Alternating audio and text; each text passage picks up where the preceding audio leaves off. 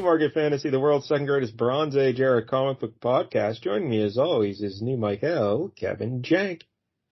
I'm here, Mike Dell, but I'm going to have to have you speak to me through my attorney, Tuffy, because I'm suing you for making me read this book. This is an outrage that you're taking this stance against one of the great comic book creators in the history of the medium.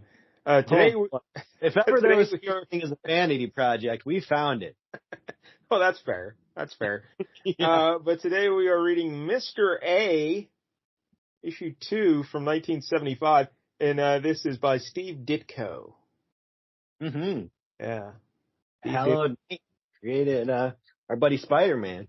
Yeah, he came up with the costume and everything for Spider-Man, and so we'll get into that in a bit. But it was ahead. Before we get started, let's remind everybody, if you're watching on YouTube, please like and subscribe. We're up to 336 subscribers. I think we picked up 2 more this week. So Thank you. And again, the goal is 500. Yeah, we're bowling. Yeah, and Jank is going to make me read every issue of The Dark Knight. Returns, yeah. So I'm torn. I want to get to 500, but I don't want to do that. Oh, it'll be glorious. Frank Miller. You'll love it. Yeah, that was like weird Frank Miller's art. I don't know. Yeah, the art's maybe not the best, but the story's pretty solid. I think you'll enjoy the story. Or at least elements of it. Also, I have a book out there called Monkey Flip about a chimp detective. Mm-hmm. All right. So, I always like your after I say Monkey Flip. I appreciate that. So Mr. A, like you mentioned, this is basically this is a very personal project for Steve Ditko. Yeah. Boy, what? Before we get into Mr. A, let's talk about Steve Ditko, because that's really, there's no Mr. A without Ditko, you know? So, incredibly, most of his stuff was in the 60s, so I don't think we've ever really talked about him on this show in 5 years. I mean, we've mentioned him, but we never, talked in depth about him or who he was or anything. Yeah, I was trying to think what he did kind of later on. Was he still doing Doctor Strange for a while after Spider-Man? No, he left Marvel at the same, I think he left them both at the same time. Okay. But he did create a book we did on the show, but he wasn't the creator at the time. He created Hawk and Dove. That's right. Sure. And the issue we did was the reboot with Rob Liefeld. Yeah. So, 2 titans of the industry. So Steve Ditko, he was born in Johnstown, Pennsylvania, November 2nd, 1927. He passed away in June 29th of 2018 at the age of 90. Hell of a run for Ditko. That's from Pittsburgh. Yeah. What's that? How far is that from Pittsburgh? Is that what you said? From Greensburg. Yeah, it's like Johnstown. It's kind of like I think it's on the eastern side of PA. Okay. I think. I've only lived here my whole life. I don't know. But yeah, I think it's out that way. Sure, you can find restaurants that are half hour away, so. That's fair. Yeah. He studied at the Cartoonist and Illustrator School in New York City. He began his professional career in 1953 working in Jack Kirby and Joe Simon's studio. And he did work for Charlton Comics and Atlas Comics. And that eventually led to Marvel. And he drew the first 38 issues of Spider-Man. That's right. And Spider-Man's creation, Stan Lee had the idea for Spider-Man, but he was, Jack Kirby was his guy at the time. So I said, hey, Jack, I got this idea for Spider-Man. And Jack Kirby said, hey, I have a character I was working on called the Silver Spider or something. And Kirby showed him and it was about a kid who found a magic ring and all kind of bullshit like Kirby does. And then Kirby showed him the picture, and it was this guy in an outfit, and he had a gun, shoots webs and everything. Oh. And, yeah. So looking for, I'm guessing. Yeah, that was not what Stanley was looking for, no. So Stanley said, all right, Jack, I'll get back to you. But then he went to Ditko with it, and Ditko was the one who came up with the red and the blue costume and everything, and the spider signal and the web shooters and the wrists and everything. So, wow. Yeah. That was all Ditko. Yeah. Yep. So, Spider-Man, of course, was a huge success, and 38 issues there. And then he left Marvel and continued working for Charlton and DC, where he revamped the Blue Beetle and co-created The Question, The Creeper, Shade the Changing Man, Nightshade, which I have no idea what that is, and Hawk and Dove. Right. That's a Now, good story right there. when he left Marvel, it's an interesting story because he was having creative differences with Stan Lee. Okay. A lot of people seem to have them. Yeah, I mean, sounds like Lee may have been a bit of a jerk. I don't know. Yeah. I don't know. Like, man, he seems like a weird character. Like, I don't know. Like, he's so lovable, but a lot of people seem to know. So it's like, I want to know what it was actually like to be there. I think what happened was when Marvel started, it was a small thing, and they had 8 titles, and he collaborated a lot with all the artists, and people seemed to be getting along. And then Marvel exploded in popularity, and they jumped to 16 titles quickly. Yeah. And he was still trying to do everything, so he got spread thin. And I think the big bone of contention with a lot of these artists he worked with, like Wally Wood and Ditko and others, is that back then they created books by the Marvel method, which we've mentioned on the show. Basically, in theory, the writer and the artist collaborated on the plot. Then the artist went and drew the entire book and then sent it to Lee, and then he put in the dialogue. So he was the writer, even though the artist is basically writing the book too, because he's dictating what's on each page and how the story flows and what happens actually a lot of the times was the artist coming up with. And Lee just went in after and wrote it. So that was a big bone of contention for the artists who were doing a lot of the plotting and not getting credit. And that was happening here with Ditko and Lee. And at one point, Ditko was getting a plotting credit, and then he basically took over everything. They weren't even collaborating anymore. And he said, according to Ditko, the reason why he left Marvel is because Stan Lee quit talking to him. One day. And from Stan Lee's side of the story, he says, well, Ditko quit talking to me. But I think if you piece everything together, what happened is they were collaborating on these things. They weren't getting along. Ditko wanted to make Spider-Man keep him more weird, awkward, and a lot of internally conflicted.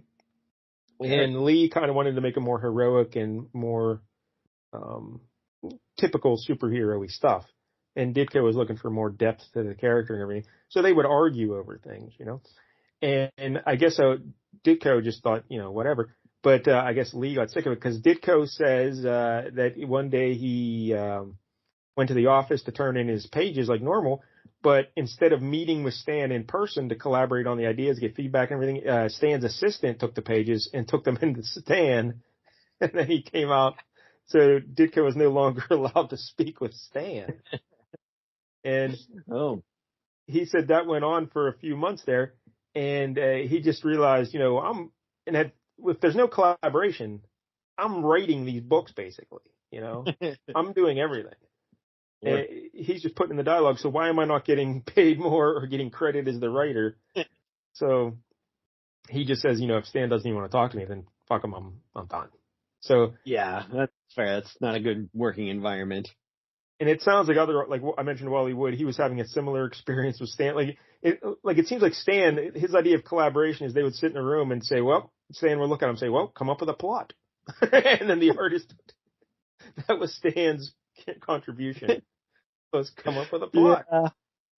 I mean, I guess to be fair, he was writing all 16 books. Yeah, so. like I said, he was spread too thin at that point, so he couldn't really do it, but he still wasn't giving credit to these artists.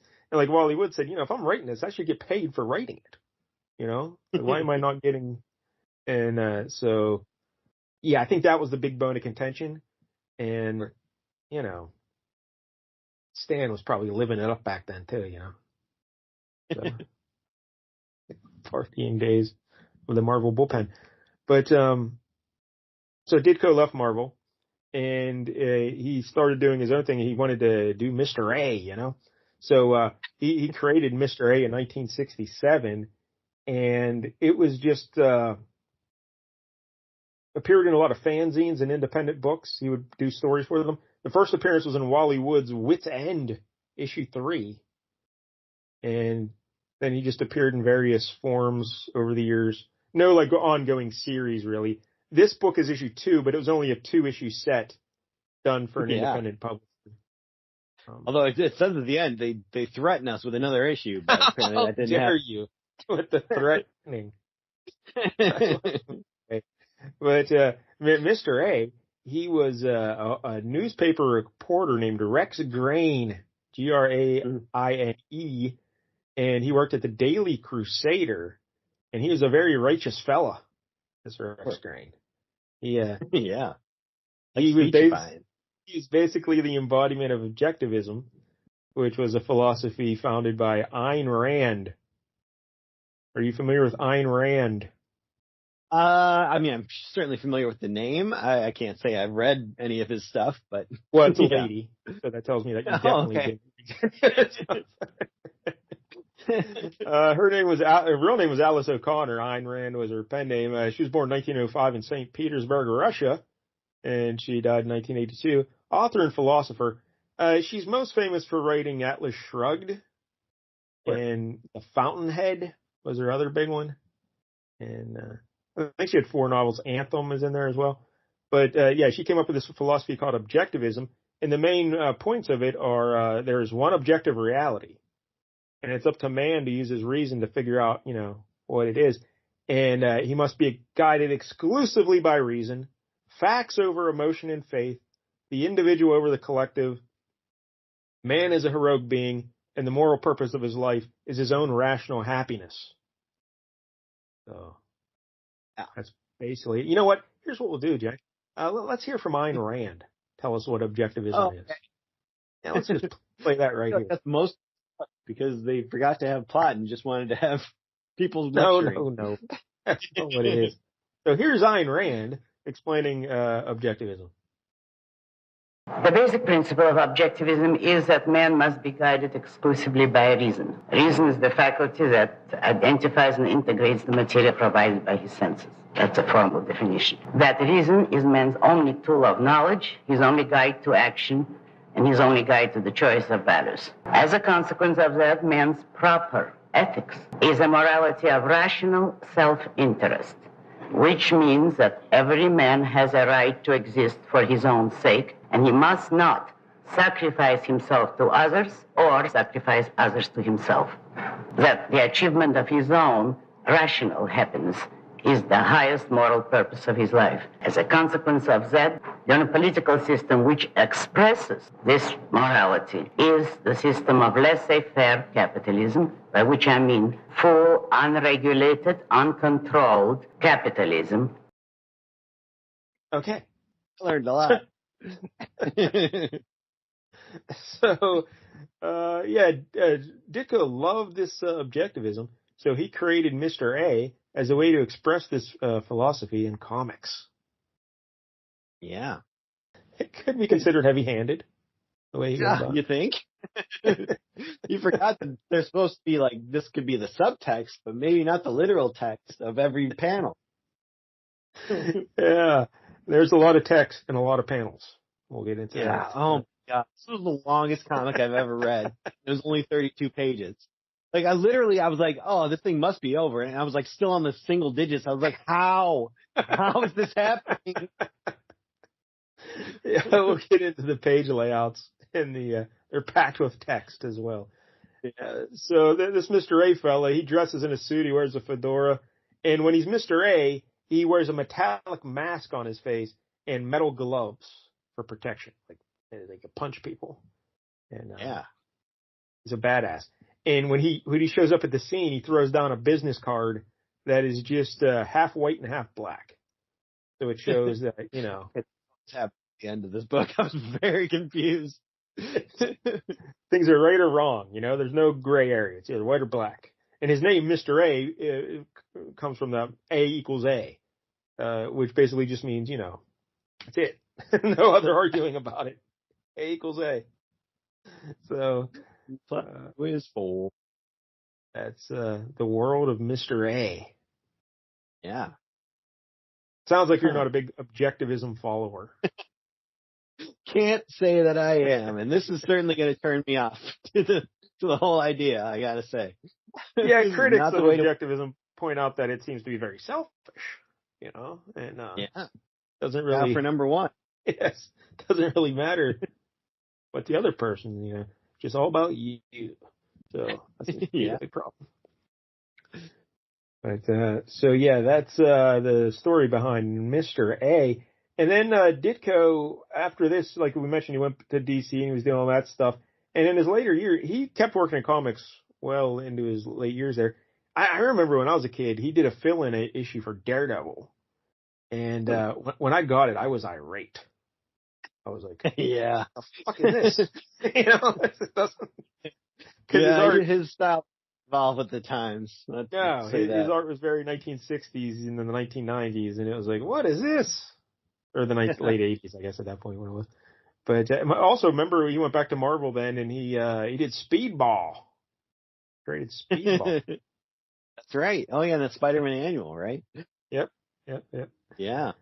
So he did work at Marvel again. I think Marv Wolfman asked him to come back as a freelancer, and he did that.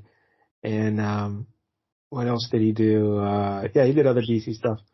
He's really a regular penciler anywhere, doing this kind of style still. Yeah, it's definitely a dated style, but I like it. Now as an older fellow looking back, I appreciate it. But 11-year-old me was not happy. Yeah. I appreciate it for what it is, and I mean, he obviously came up with the looks for a lot of classic Spider-Man villains, but I'm not going to be like, oh, the best versions of those characters were the ones Ditko drew. Like, no, I'm not going to hang up any Ditko posters on the wall. I think his art was great for Spider-Man. Those early issues of Spider-Man were awesome, just because he made Peter Parker seem awkward and gangly, and Unfortunately, everyone's kind of gangly and weird. Like even Liz Allen and stuff. Maybe not like such a pretty girl that she's supposed to be. They all have the same kind of face where it's all elongated and large foreheads. There's definitely when Romita came in, the women got way better looking in Peter Parker's life. Put it that way. For sure. So he also created the corner box at Marvel. That was his creation there. The old face of the character up in the corner with the Marvel and the price and everything. He created that. Influential. Cool. Yeah. So that's a good thing to add on for sure. His later years, well, he was always kind of reclusive, but in his later years especially so. He always avoided interviews. He said he just wanted his work to talk for him. And he never married, and no kids either, as far as anyone can tell. He had some nephews.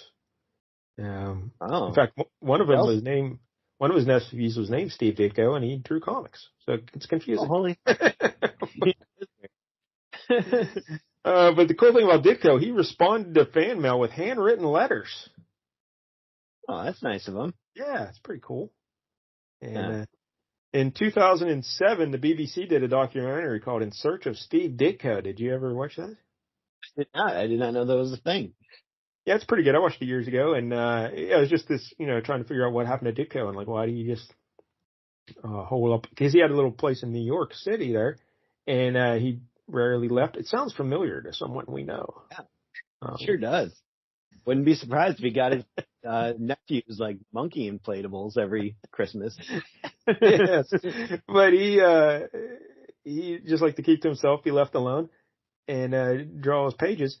And this documentary fellow for the BBC, he wanted to get in touch with him, and he found him in New York, but Ditko refused to be interviewed, photographed, or videotaped. But he talked to the fella. He said, "Yeah, I'll talk to you." Like you just can't put it in a documentary. But the guy said he was very nice. Like a documentary. Searching for a guy who, may be reclusive, but is probably in the phone book. And then you find him and he doesn't want to be on camera. Yeah, it's also like they look back at his career and they talk to other creators, and so you learn about Ditko throughout it. And one of the down things about this documentary, though, Neil Gaiman features prominently in it. Yeah, that's gonna hurt your selling these days, especially. So when he goes to visit Ditko in New York, Neil Gaiman's with him, and they both talk to Ditko. And Ditko, like he said, was real nice to him, and he even gave him some comic books. He said, "Here you go, kids. Here's some comic books." Wow, that's pretty cool. Here's an amazing fantasy number 15 I just have lying around.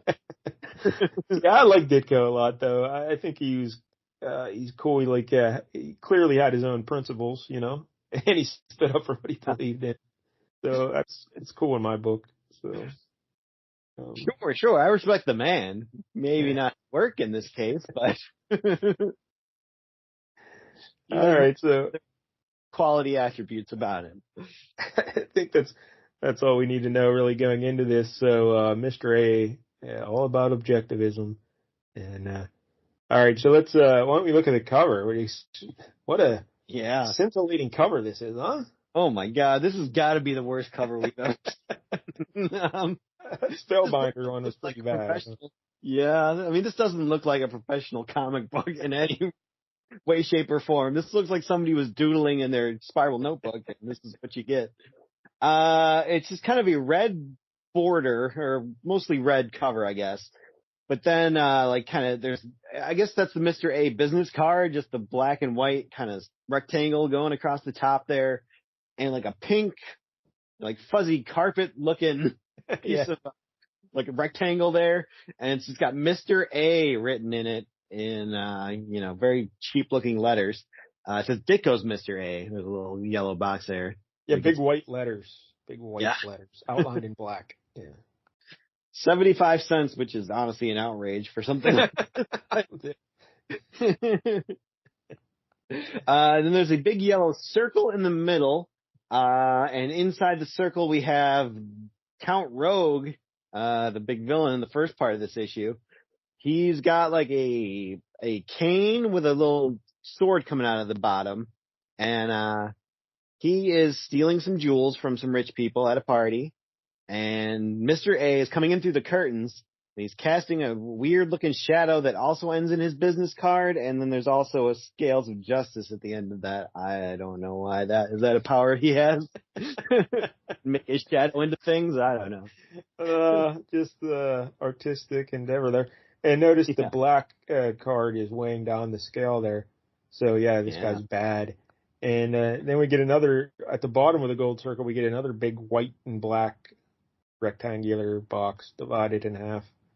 The color combinations on this cover are egregious. Yeah, and they're very like cheaply done. Like the people are all very pink. Like I don't know what's going on there.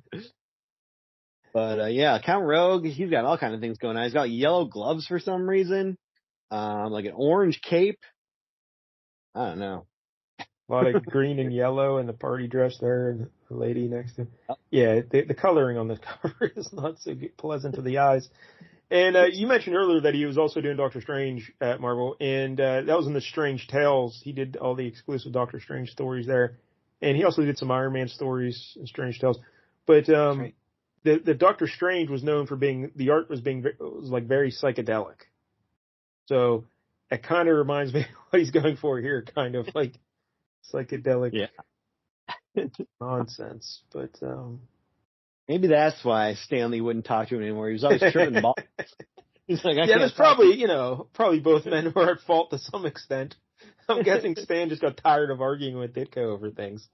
But but it's still, you can't just not talk to him. You have to like tell him, hey, maybe it's best if we just don't work together, like one of them deals. But you can't just ignore him. Yeah, that's kind of weird. I don't know. All right, so that's the cover. Probably not the best work Ditko's ever done. And again, this was just published by a fellow named Bruce Hershenson. He was just an indie publisher back in the day. He did comics. I think he also did maybe music or books too. I don't know. But they put out 2 issues of this, like in '75. I mean, this is before like the comic book store really existed, right? So where the hell would you put this out? Was this actually in bookstores or newsstands? I find that hard to believe. Yeah. Because like there's an ad inside the front cover, like also available, and there's 3 books you can buy, all by Ditko. And so clearly this isn't just something ordered. Like it wasn't advertised in other books if there's an ad in the book. So you have to be able to buy this at a store of some sort to see this ad. So I don't know, or maybe it was just advertised in other comics, in fanzines, and once you got it, you're like, oh, I could also get 2 more if I read this ad. I don't know, but Yeah. Yeah, I think the comic subculture was way bigger back then, because there was so few outlets for creators. Yeah. Yeah, so. true. All right, so we open it up and we get a big splash page. Count Rogue is on the right side of the page, and he's on mostly black with white. And then we see Mr. A, he's mostly white with black. Good and evil there. And Count Rogue, yeah, he looks like a magician. He's got like a weird goatee and a cape, a cane, and black hair. Yeah. And again, Mr. A is all in white. He's throwing his business card out at you too. Yep. He's got a lot of those. So now we open up the book, and let's talk about the page layouts here, because every page in this story is pretty much divided into 4 rows. Each page has 4 rows, and usually at least 4 panels in those rows. So you're talking 16 panels a page a lot of the time. And for a guy who's known to be an artist, he does not want you to see the art, because boy does he pack in the words. Yeah, and each panel's got a lot of words. It's a lot of reading. I pulled my back out reading this issue. I don't know what that means. But yeah, so it's a whole lot of panels and a whole lot of reading. But this Mr. Rogue fella, he just shows up at these dinner parties thrown by the elite. These 1%ers. They're having their yeah. He has like these Bruce Waynes, those 1%ers. And he shows up and he just steals from them because, he says, hey, you have been stealing your money from others for so long. It's only fair that I steal money from you. But he's so charming in how he does it that all these rich people, they get a kick out of it. Yeah. Like, flattered. He's such a cool guy. I'll be happy to give you my jewels. All these women are smitten with him. He's so dashing and charming, yeah. And the one lady, like, no, keep it. To deprive it of your charm would be unforgivable, cruel, immoral. He's like, oh dear, how talent. Yeah. So all these women love him. The fellas appreciate him because he's such a daring rascal, this Count Rogue. And but he does steal from them. And then he just leaves. They tried to throw him out. Some guards tried to throw him out of this first one. And he uses his cane. He sprayed him with some gas and knocked him out. But otherwise, he's very friendly to everybody. He's not like threatening them in any way, really. Although he does have a cane with a knife blade at the end of it. So yeah, that could be seen as a threat, I guess. Yeah, but he's just so damn charming that doesn't matter. They look past that. So then we see Count Rogue run back to his apartment. He jumps in the window there, and he takes off his disguise. He really doesn't look like that. He's just kind of a pasty-faced fella with using the old spirit gum to keep a wig on, and that goatee is all fake. Yeah. So he's what's this fella's real name? Al, right? It's Al. Yeah.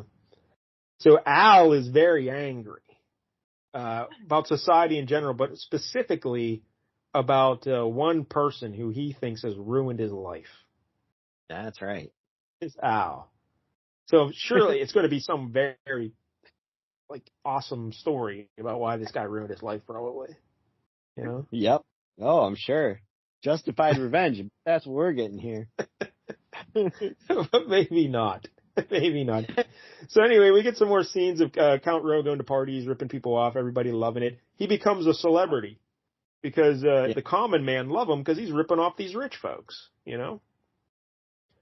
And all these rich people think Count Rogue's like a sign of, hey, we actually made it. Count Rogue's ripping us off. Look how famous we are. It's like Weird Al doing a parody of your song. Like, that's how you know you made it. You put everything in Weird Al terms. I don't know if I appreciate that. But yes, it's like that, I guess. So he worked at this paper, and the editor there, I can't remember his name. He seems like a jerk. I don't know. But and this is the characters too, and none of them were wearing cool costumes, so it's hard to keep track of them. But this is the paper, the Daily Crusader, where Rex Grain works. And Rex Grain, this first panel of him walking, he looks a lot like Peter Parker. Yeah, he does. He surely. And but so it's again very Spider-Man-y. Steve Ditko did not branch out much with this. But Rex Grain, he wants to get to the bottom of this Count Rogue guy, because he's upset that everyone's saying he's a hero, but he's like, no, he's still a thief. He's stealing from people. That is wrong. Like, hey, this isn't good. Yeah. Objectively, that is wrong. You don't steal from people. So he wants to investigate him. So he goes to the style editor, right? Is that this guy's name? The society desk. Yeah. And this guy's name is Sid, S-Y-D. And he says, give me whatever you got on Count Rogue, Sid. And this Sid seems like an affable fella. Seems like everybody likes this Sid, But you know who doesn't like him? Al. That's right. Because Al is like a humble little clerk at the newspaper, and he keeps the files and everything. And he thinks he should have been made the editor of the society's paper section of the paper, Yep. So he blames Sid for all his troubles in life. Yep. So he created this Count Rogue of this comic book. He created this whole Count Rogue persona, and he's pulling off all these dangerous thefts and burglaries and becoming a media sensation just to stick it to Sid. Yeah, he doesn't even pawn the jewelry or anything. He's not doing anything with all the stuff he's stealing. This is all just to get back at Sid in a roundabout, actually. Because he wants to embarrass Sid in his society reports. Yep. Maybe not the best motive for something like this. Not so much. They'd kind of hurt it. But anyway. So, yeah, each story in this book is 16 pages. And again, that's like about 300 panels if you break it down. And about 1,700 words. But we just get a lot of Rex Grain going around asking people about getting their opinions of Count Rogue. And again, the common people love him. Even the rich people are liking him because it's a status symbol that you're robbed by Count Rogue. So, Rex Grain is the only one who's really pissed off that people are being robbed by Count Rogue. But the paper's getting a lot of traction out of the story. Everybody's liking it. And that's the problem. You could get all of this across in a couple of panels that were, didn't have a lot of words. But no, you just keep doing it over and over again. He's going to another party. People are praising him again and again. Rex Grain is not having it again and again. And they just keep doing it over and over again. And it's just when is this going to be over? We're kind of spinning their wheels there. And now we also get there's a TV personality named Sim, or what's his name? Smy, or... Yeah, something like that. Yeah. Very weird name. But he's a TV host at a TV station, and he's also getting he knows Al. I guess Al used to work there. Yep. So they also want to get on this Count Rogue stuff and start doing reports on Count Rogue, and Al says he can help them by giving them tips or something where Count Rogue's going to show up. And because he's also giving Sid bad tips, I guess, is the thing.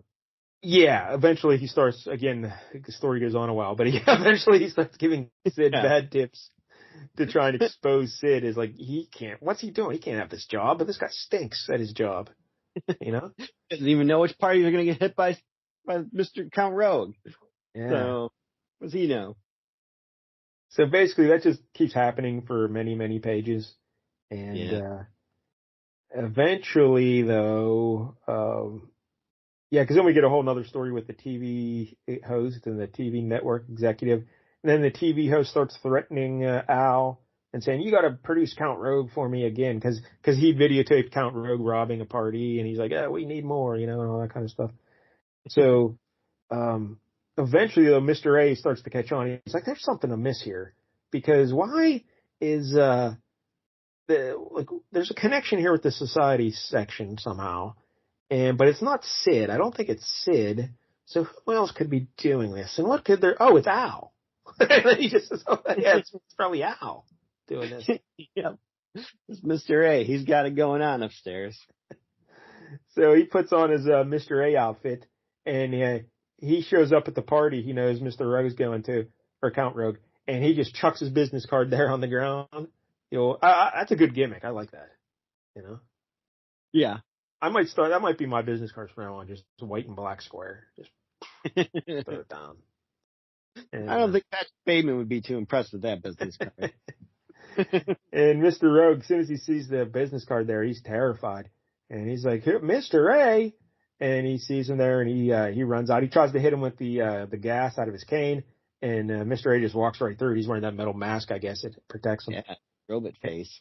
And he threatens him with the cane blade, but he's not scared of that either. So he goes running, and Mr. A is like, "Don't worry, folks, I'll get him." So, but this what's his face, Al, he runs back to his apartment. He's taking off the Count Rogue outfit, and who's in his apartment, Jack? Well, Joe Chill, apparently, the guy who shot Batman's parents. Wearing the same hat. But yeah, he's just kind of there. And he's happened to be robbing the place at the time. And Al just happened to come home. And he's like, "Oh, hey, I reckon now that I know you're Count Rogue, you're going to cut me in on all your things from now on." Yeah, he just happened to come home at the same time as being burglarized. And this burglar is a really ugly fella. Dingy, dirty fella. And he's like, "Hey, Al, we're just alike. We're like, we're crooks." And Al's like, "No, I'm nothing like you. I'm doing this for noble reasons, I'm not a thief." And he's like, "Sure you are. Me and you were like brothers. Come on, partner." So the fact that he's being reminded that he's a common criminal just drives him nuts. He can't take it. So what does he do, Jack? Well, he takes his cane and he just bashes the guy in the face with it and just kind of keeps going. Just bash. Mashing his face in with the cane.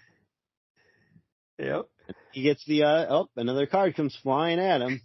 And he's like, "Yeah," I was like, "I could never be like you, and then Mr. A comes. "You're now a killer, Count Wirt." Yeah, his name's Al Wirt. So yeah. And he's like, "Oh no, not my fault." And Mr. A just kicks him in the face. And he's just reading him the riot act there. He's like, "Yeah, you didn't act to prove yourself more competent, but acted to make Sid lose what he had gained, to destroy what you can't equal, are unfit to replace." And he's like, No, it's not true. Look at the great things people said about the real me. And, if true, why use dishonest means to achieve your goal? The job of editor? No. You didn't want to develop the necessary abilities to be worthy of the job, but to hurt Sid, make him suffer and lose what his abilities had gained. You didn't want to lift yourself up, but to pull Sid's life down in ruin. So, yeah. Mm-hmm. This is, because, he mostly just wants to make villains feel bad, I feel like. Yes.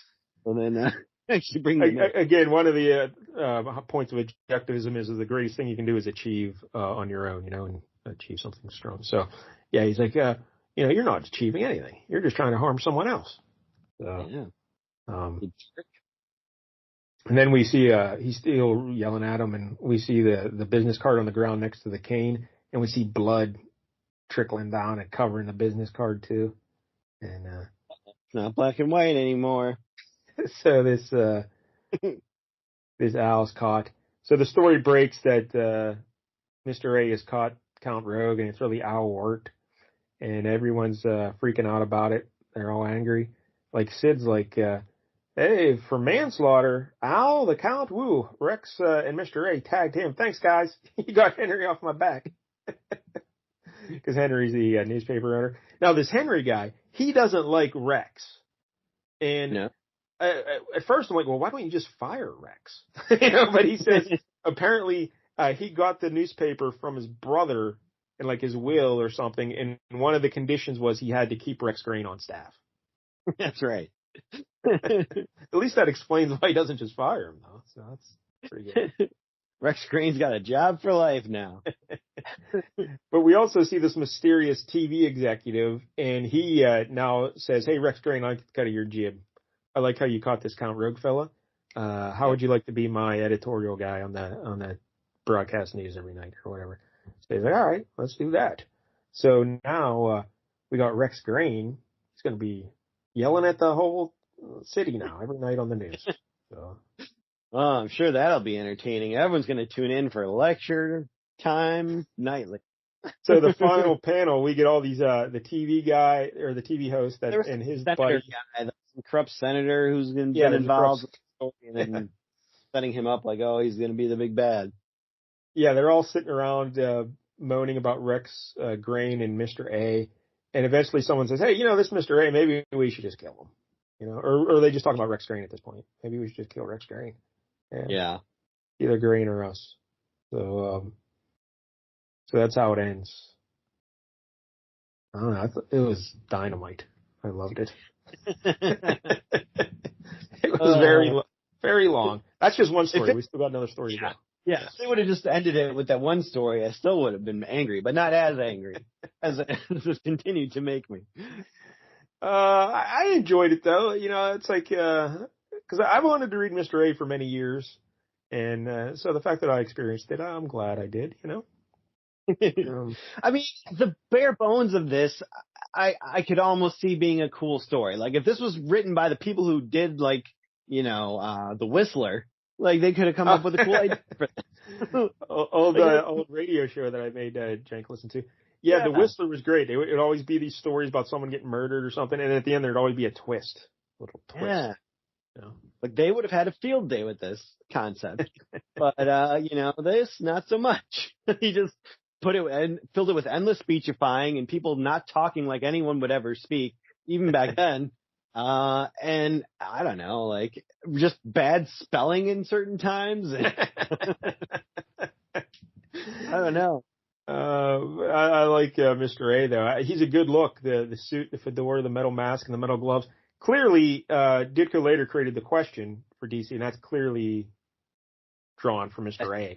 He just took Mr. A to erase the face. and there's no Rorschach without the question in Mr. A, right? It's a continuation, I would say, the same character. So, appreciate Mr. A is what I'm getting at, I mean, the concept is there if you just lose all the stuff about the Ayn Rand stuff. If you lose everything that makes it the concept, it's great. Yeah, exactly. Like there's a way to do better. Like, I mean, obviously like Daredevil or like the Punisher, like when they come into conflict, you kind of have this, difference of opinions and you don't have to be so, preachy about it. Yeah, you'd like to be more subtle with delivering the message. Yeah. Yeah. So, like the Punisher is very black and white. You're either good or you're bad and I'll murder you. But Daredevil's like, no. World of gray.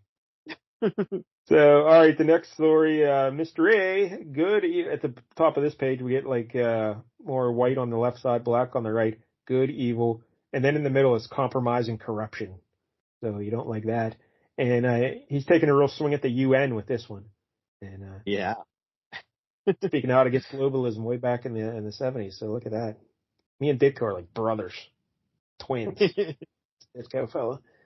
And and the UN slave society or free society. And then we get a guy giving some speech. He's standing up in the street yelling about stuff. I don't know what he's yelling about, right? It's like Rorschach's, civilian form a little bit. The only hope for humanity, for peace and prosperity is the brotherhood of the collective. We must banish individual selfishness, rights, property, and good. We must sacrifice the self. Join with all others, whatever our differences. Compromise, even with our enemies. Because there is no one truth, but a truth that works for the common good. No differences are important. Better or worse is a cruel hoax. All must blend into equality. And he goes on from there. It's a very long speech. But you see, those are all against objectivism. Objectivism doesn't believe in any of that, So, and then we get more people in the crowd talking about stuff, and just the whole getting mouthy. So, and one of the guys in the crowd, he's an assassin, and he's going to kill somebody. I don't know. Did you know who he's going to kill? One of the mob guys, I guess. Yeah, I'm guessing. I don't know. Yeah. But when he's eyeing him up in the window, here comes the black and white card floating through the air. Mr. A. So he goes running off, and then he's chasing him down. Mr. A's chasing him down. And yeah, this guy was a hitter for, there's two gangsters in this town. One is named Bez. Yeah. Bez and Rack. Yeah. Huh. And they own a club, and they're arguing over the territory in the city, and they're both mad at each other, you know? Yep. So Mr. A follows the hitman back to, is this Bez's spot, or is this? No, he says can't kill Bez. Too much ruin him, huh? Or ruin him, yeah. So Rack is like the black-haired guy in the black suit. Yep. And Rez is the guy in the white suit. With the crew cut, kind of. All right. Yeah. But Mr. A's, he tells, Rack to start smashing up the place. And if not, I'm going to shoot you. Yeah. It's like, Mr. A's not going to do it. But he's making him do it to his own club. Because he's like, you're out of business, Rack, So start tearing down the place. Just start beating the shit out of it. I'm going to take pictures of you destroying the place. So in case you try to collect on the insurance, I'll send this to them. He's taking a page out of Johnny Dollar's book here and acting as an insurance. Yeah. I love all the classic radio references you're making. I'm such a fan. That's what this reminded me of, except bad. So, yeah, and the other, the Bez, I gotta be honest, I think Bez looks more like a Rack, and Rack looks more like a Bez. Yeah. You're right. But Bez, the guy in the white suit with the crew cut, he's getting word that Rack's place got demolished, and they're all laughing it up, saying, "Oh, Mr. A did it. Thanks, Mr. A. We'll be there." But then, just as they're celebrating, a police raid comes in, and they're trying to get the guys, but they've already moved out all their legal stuff, so they're like, "Yeah, don't worry about it. You can search our stuff, no problem." So now we cut back to Rack, and he's looking over, and he's like, "Hey, I got an idea. We got this Mr. A. He's a real pain in my ass. We got to come up with a plan here." And then we get some stuff about that evil senator we talked about at the end of the last issue, and he's coming up with ideas because again, everyone's pushing collectivism, and everyone needs to be in a group, no individuals. Yep. So, but I guess. Is Rex Grain speaking out about it yet on the news, or no? I think that happens later. Yeah, it's very shortly after it here. Oh, no, there he is. Yeah, he's on the TV. And he's, what can truth gain from a lie? An honest man from a dishonest, a productive man from a thief, a free man from a man who rules by force, from a dictatorship. What kind of freedom with a dictator who loots from the productive, penalizes and punishes the competent, who silences, enslaves, and destroys dissenters, and tries to censor the mind, declaring printed thought illegal? What kind of knowledge where a ruler's force makes his whim true, right, moral, and legal? And then he goes on from there. That was 2 panels of like the, 12 panels on this page. Yes. It's a little preachy. All right. So, again, I forget. Rack. Yeah, Rack, the guy in the black suit. He comes up with a scheme that he's going to have one of his buddies dress in a Mr. A outfit. Yeah. And he's going to have him going around town, trashing Bez's place, and then just causing the crime all throughout the city. Well, this was also done in Spider-Man at some point, right? I don't know whether it was the first 38 issues. But wasn't there one where, wasn't it Mysterio going around as Spider-Man? Ooh, yeah, either him or the Chameleon, I'm sure. Yeah, I wonder if they both Mysterio. But, yes, I think Ditko just took this from that. And Ditko would have been doing that issue, so, yeah, a very similar plot. There were Mr. A's in this book, but sadly they did not stand in a triangle and point at each other like that means. So he's got a Mr. A going around causing all kind of trouble, and so now the news is out, hey, we got to gotta stop this Mr. A guy. Mr. A is playing God, an evil God. He's the kind of extremist that, I like how, Ditko, he also puts in a lot of swear words, but it's always with like the hashtag and @ symbol and, one of them deals. So he's the kind of extremist bleep Grain advocates. Divine individual ego running amok. Mr. A has got to be hunted down like the mad dog that he is. So people are getting outraged at this Mr. A. And you think they might start putting together that, like, this guy seems to be everything that Rex Grain is talking about all the time. Maybe there's a connection there. Speaking about the swearing there, I forgot when Count Rogue, and then the parties he went to later, he was really he hated the rich people, but he acted charming and everything. So he would be charming to them, and then in his inner dialogue, he'd be calling this lady a bitch. Yeah. That's pretty great. So, all right. So basically, again, we get a lot more pages of things that could have been cut out. But having the same arguments over and over again, like, oh, we're doing this committee, which he spelled committee wrong every time. He can be the writer and artist. He can't be the editor. Come on, what are you doing? One of them. Sure. So we see Rack and Bez are also like incriminating other people around town, like the priests. He's getting him to secretly run drugs and illegal stuff for him. And that's right. They're getting politicians that are setting them up with hookers and stuff and taking pictures and things. So they're trying to, like, they're working together at this point, right? They're like buddies. Rack and Bez. Because they both are on this committee with all of these, like the priests and all these, important city people. And I guess the moral here is, like, everyone thinks, oh, if these guys are in our group, like, they can't be bad. Then I mean the group is bad, so they must be good. Even though these guys are working to, like, blackmail them behind the scenes.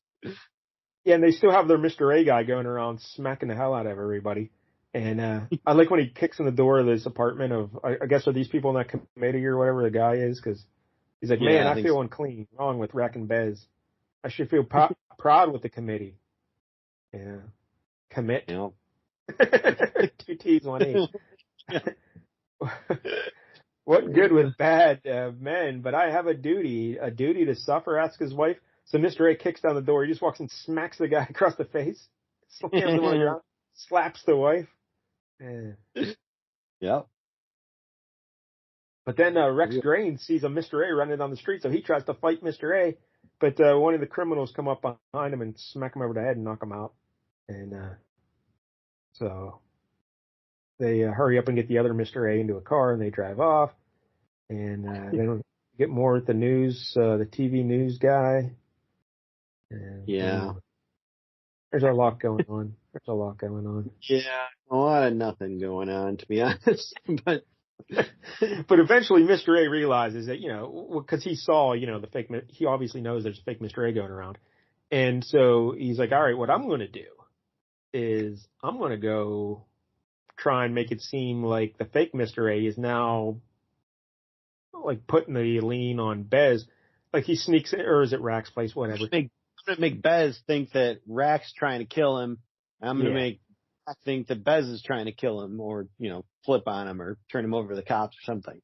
Yeah, like he throws, like, some dynamite or something. And so now Rack and Bez, they think the other one is trying to turn tables on them. So they're no longer partners. So now they get mad, and they each have a Mr. A. So, like you said, there's now 3 Mr. A's. The legit, and then 2 counterfeits. And, yeah, that is something. Yeah. So, the real Mr. A, of course, puts an end to all this. And eventually he's chasing one of the other phony Mr. A's, and he knocks him off a ledge of a building, and the phony Mr. A lands on a flagpole, and he's hanging there. And he's like, please, Mr. A, help me, save me. Why doesn't Mr. A try to help him? It's the decent human thing to do. But Mr. A does not try to help him. He just lets him fall to his death. And then what does he do? He throws one of his business cards down at him. He says, there you go, sucker. That's the part that confused me. I was like, did he turn that guy into a piece of paper? No, that guy splatted on the ground and he just dropped the cart down. But then there's a guy at the ground there. He's catching the business card. And he's like, I have nothing to fear from Mr. A. I've done no wrong. I don't know. Mr. A's got some tough viewpoints. I don't know if he might come you're after. either right or you're wrong, you know? Yep. And, you cheated on that test one time in second grade. So we just see the rest of the city trying to come to grips with the crooks being caught and everything, and I don't know, people are happy. Like, hey, I don't know, this one guy's not happy though. This kid comes running in, he's like, boy, is Danny honest. He found and returned my lost knife and treasures. And the guy says, honest? No one is honest. You better learn that, boy, and never forget it. There's no good, no justice in the world. Everyone is corrupt. Selfishly greedy, grabbing for more. Truth, right, decency doesn't have a chance. Have to force everyone to be good, be equal, protect needy, the weak. Sob. And he's crying. Yeah, he would just put sob into like the dialogue balloons. And like I would always read it every time as SOB. You son of a bitch. Yeah. More of his swearing. Yep. Yeah. So Rex Grain's at the paper and that stuff. I don't know. And then Rex and Bez and Rack each get a letter in the mail with a business card, you know. And so they decide, I'm going to go kill Rack. And he says, I'm going to go kill Bez. Yeah, they think they both think that the other one's going to turn witness on him. Oh, yeah, that's it. Yeah, Rex Grain was going around and he was like, you know what? I guess you guys got away with it unless, you know, maybe Rack turns a witness on you. And then he does the same thing to Bez. So they're both suspicious of the other. And they go to Rex Grain's office and they're like, hey, Rex Grain, you got to lay off us on the news. And if you work with me here, I won't kill you. But, and while Rack is there, Bez shows up and they both end up shooting each other. So. Yeah, they shoot. But I guess he's wearing Kevlar. Is that what it's supposed to be? Yeah, it's a bullet vest. It looks like a quilt. It's a bulletproof vest. Yeah, he's wearing an umpire vest, but okay. I always love in these TV shows and stuff where people get shot in the chest and like, oh, he's dead. No, he's wearing a bulletproof vest. No one does a headshot. Come on, let's go. Shoot. Yeah. Yeah. You're banking on that a lot, that they're not going to shoot you in the face. So, but yeah, and also the whole time, I guess Bez is dead and Rack is still alive, kind of. But he's like, it's just your word against mine. And Rex Grain says, no, I've been videotaping this and recording it, audio recording the whole time. So you're both caught. And then he goes on the news and he's railing against, you know, the collective and talking about how, you know, you got to be an individual and all that stuff again. And that guy is still crying in his beer at home. SOBs. And Rex Grain is saying, when a man holds truth pragmatically and acts for the benefit of the now, the consequence of the contradiction between right and expediency will be paid for in misery later. And that guy's crying. He's miserable. And a truth is true for all, an absolute. To compromise, to give up any part of the truth, is to wipe out justice. To choose some evil over the good, to renounce man's means, reason, and logic, which makes his success and happiness possible. Each man must make his own choice. A is A, or anything goes. Remember that, Jack. A is A, or anything goes. But while he's broadcasting that over the city, people in the city are still thinking to themselves, you would see, only I will know if I cheat, and how important am I? And then someone else says, honesty is a good theory, but we got to be practical. So even Rex Grain's preaching isn't working. People still aren't buying it, you know. But Smart. So there you go. I'm clearly the Mr. A of this podcast because it seems like yeah. I mean, I believe in objectivism. This comic is objectively terrible. I enjoyed it. I don't know. Yeah, clearly there are problems here, you know. Like if you like innovative panel layouts or creative storytelling in forms of art, this ain't it. This ain't it. Yeah, no, not at all. They're very standard and very excruciating, I would say, is the way to put it. I feel like this sucked a year of my life away trying to finish this comic. But I like Mr. He's a no nonsense guy, this Mr. A, you know? Yeah. Sure. Yeah. I mean, if you just focus on telling stories rather than all the speechifying, there could be something here, but you know, unfortunately, it's bogged down by a lot of other nonsense. Maybe just one speech at the end, you know? Yeah. Like a moral. Yeah. Just like those G.I. Joe things at the end where they'd be like, yes. Now you know. Knowing is half the battle. With Mr. A. That's how I learned to stay away from down power lines. Oh, yeah. So, yeah, but I like the art. I like it's Ditko, so it's kind of cool to see. Again, it's an old school art style. Yeah. But I enjoyed it. Yeah, it's rough. I'll be honest, it is rough getting through it. Yeah. I mean, the art is fine, I guess, but it's mostly just people talking. Yeah. Not that much action. So, if you like newsmen and senators, like, you're in luck. I clearly enjoyed it more than you. Yeah, that's for sure. I like when, people take a stand on something and try to put philosophy into things. So, but yeah, he needs to do a better job of getting the message if you across. Want your message, you gotta, put it in with some hamburger or something. Hamburger helper. Put the medicine in the hamburger so you don't notice it. Yeah, so I'm still giving it a 7 out of 10. Oh wow. I respect Mr. A. Well, in a world, I'm gonna respect Mr. A by taking a very black and white view of this and not going gray and somewhere in the middle. It's either a 10 or a 0, and it's sure is 10. So 0. You creep. I thought you'd go like a 3 to be the opposite. No, you can just go right to 0. Yeah, I could not recommend this to anyone. I would recommend it to hardcore comic book fans who want to appreciate the history of Steve Ditko and his career, because you really can't understand Ditko unless you read this and understand what he was doing with Mr. A, because it was a huge part of who he was, I would say. Yeah. I would also recommend it for anyone who happens to like Objectivism. Ayn Rand. Would not recommend it for anyone who likes entertainment. Yeah, it's like a historical artifact that is interesting to me, Yeah. Honestly, it felt like a textbook on the subject would honestly be a better read than this. Because this was kind of just like it would take the surface level argument and they would have it again and again every 3 panels. Like, why? Hey, what you're saying is completely fair. You are right to believe that. And I agree with you, but I still like it.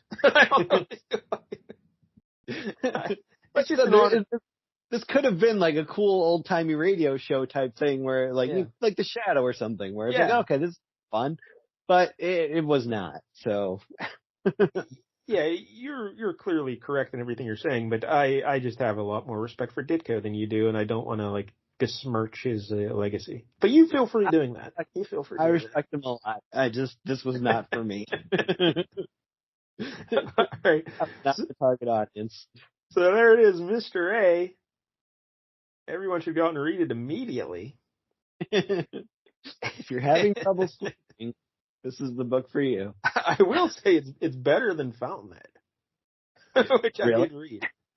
So, I didn't read Atlas Shrugged because I have a rule. I don't read books that weigh more than I do. Ooh. And Atlas Shrugged is very large. Fountainhead is very large as well. But I figured back in my youth there, I was reading one book from every great author. And so I'm like, you know what? I'll read Fountainhead because it's a little smaller than Atlas Shrugged. So I'll go with Fountainhead. But it was still an immense book. All right. So what do you got for us next week, Jake? Well, I was thinking I'm going to do something involving a villain. You and Mike L must have, done this at some point, I'm thinking, but you must have covered Mephisto at some point, I would think. Wow, it's interesting you bring that up because I don't think we ever have. We had to have, though, right? Anything that specifically was Mephisto, but I don't know. It seems like it would have had to have come up, but maybe not. Yeah, I'm trying to think when he would have popped up in anything. I honestly can't recall ever talking about Mephisto on this show. Okay. Well, then I guess this will be a first then. Scratching another one of those big villains off the list that we've somehow neglected all this time. Because we're going to be doing issue number 2 of the limited series from 1987, Mephisto Versus. I didn't even know this was a thing. Yeah, this was a 4-issue limited series where each issue involved a different team. The first one is Mephisto versus the Fantastic Four. This one that we're going to be doing is Mephisto versus X Factor. And then the third one was the X-Men. The fourth one was the Avengers.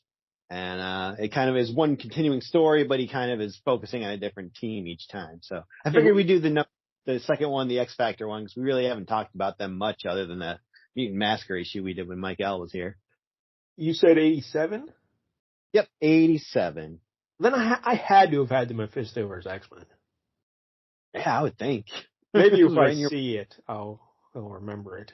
But it's not ringing any bells. I'll tell you that much. So, yeah. All right. So that's next week here on the big show, Mephisto Versus issue 2 from 1987. Do you know who the creators are in this? Al Milgrom and John Buscema. There you go. That's on here, but. So, all right, that's next week here on the big show. Again, if you're watching on YouTube, please like and subscribe. We appreciate the support. And until next week, don't get any jank on you.